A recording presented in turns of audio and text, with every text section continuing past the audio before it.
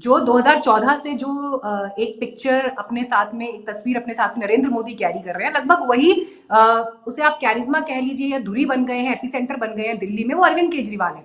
शीला दीक्षित जी की जो कमी आई होगी उसको उन्होंने कंप्लीटली अपने इस काम के समय में, इस शासन काल में भर दिया। और बहुत बड़ा एक नेगेटिव ये बीजेपी और कांग्रेस के लिए है कि अगर अरविंद केजरीवाल नहीं तो फिर कौन, और ये जवाब किसी के पास दिखाई नहीं देता। आपको लगता है कि क्या ये इलेक्शन में एक बड़ा रोल प्ले करेगा?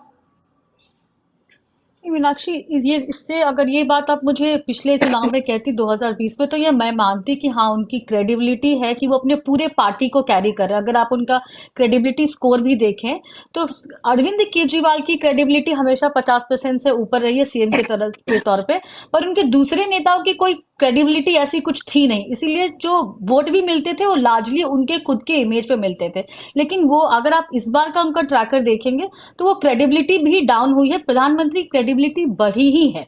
तो पहले तो ये हो, तो वहाँ कंपैरिजन नहीं कर सकते। दूसरी जो चीज़ मुझे लग रहा है कि आप ये कह रहे थे कि दिल्ली के हिसाब में यहाँ पे भाजपा कभी डेंट नहीं कर पाए, उसका मैं, और मुझे इस करने में कोई कि शायद जो जो स्टेट यूनिट है उसका भी बहुत बड़ा फैक्टर होता है। अब मैं इसकी तुलना महाराष्ट्र से करती हूँ। महाराष्ट्र में आरएसएस काम कर पाई, दिल्ली भाजपा का नैरेटिव काम कर पाया, इसलिए क्योंकि वहां पे एक चेहरा देवेंद्र फडणवीस का था।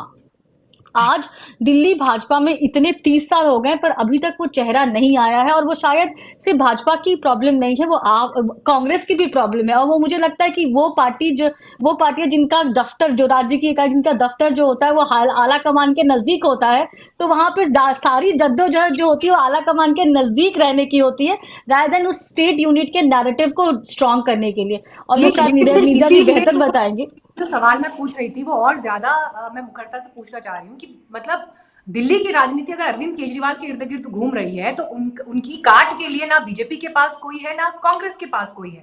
और अगर 26 साल में जब से शासन से आप बाहर हो, आप एक नेता डेवलप नहीं कर पाए अगर, जो दिल्ली में खड़ा हो, लीड करे फ्रंट से, मतलब अल्टीमेटली प्रधानमंत्री को आने कहने के लिए कि मुझे एक मौका दे दो, मैं आपको यमुना साफ करके दिखाऊंगा। अगर प्रधानमंत्री को ये कहना पड़ रहा है कि मुझे एक अवसर दे दो, मैं रिवर फ्रंट आपको बनाकर दिखाऊंगा, ठीक है, प्रधानमंत्री होने के नाते वो ये बातें मंच से कह रहे हैं, पर दिल्ली में कोई क्यों नहीं निकल कर आ रहा, ये एक सवाल लोगों के मन में भी है। जी जावेद जी, आप टिप्पणी करना चाह रहे हैं इस नहीं पर?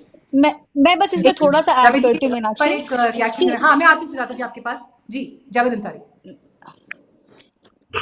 ये बात बिल्कुल जग जाहिर है। देखिए, पिछली बार लोग कि कांग्रेस के पास भी शीला जी के निधन के बाद कोई सीएम फेस नहीं है, कोई ऐसा चेहरा नहीं है जिसके पीछे पूरी पार्टी यूनाइटेड हो, और बीजेपी के पास भी नहीं है। बीजेपी का तो अटल बिहारी वाजपेयी जी जब जिंदा थे तब भी, जब बीजेपी पिछली बार दिल्ली में राज कर रही थी, अपनी जरा याददाश्त ताजी करें आप लोग, उन्होंने 4 मुख्यमंत्री बदले थे। किसी पे तय नहीं पा रहे थे वो लोग, किसी को ज्यादा दिन चलने नहीं दे रहे थे एक दूसरे को। तो नेता तो बहुत थे, मदन लाल थे, और वो परेश वर्मा के साहिब सिंह वर्मा थे, सुषमा जी भी कुछ दिन नहीं, लेकिन कोई ऐसा चेहरा नहीं हुआ। उसके बाद से एक बड़ा सा वैक्यूम हो गया है। अब आप बताइए किससे तुलना की जाएगी, किससे मुकाबला होगा? रामवीर विदुरी, क्या वो होंगे चीफ मिनिस्टर के चेहरे पे? हमारे एक पड़ोसी हैं, वो बहुत ही स्टॉन्च समर्थक हैं बीजेपी मोदी जी के। उनसे ये सब, उनसे कल बहस चर्चा हो रही थी, तो उनका भाई अगर ये होगा तब तो मैं भी 2 बार सोचूंगा अपना वोट देने।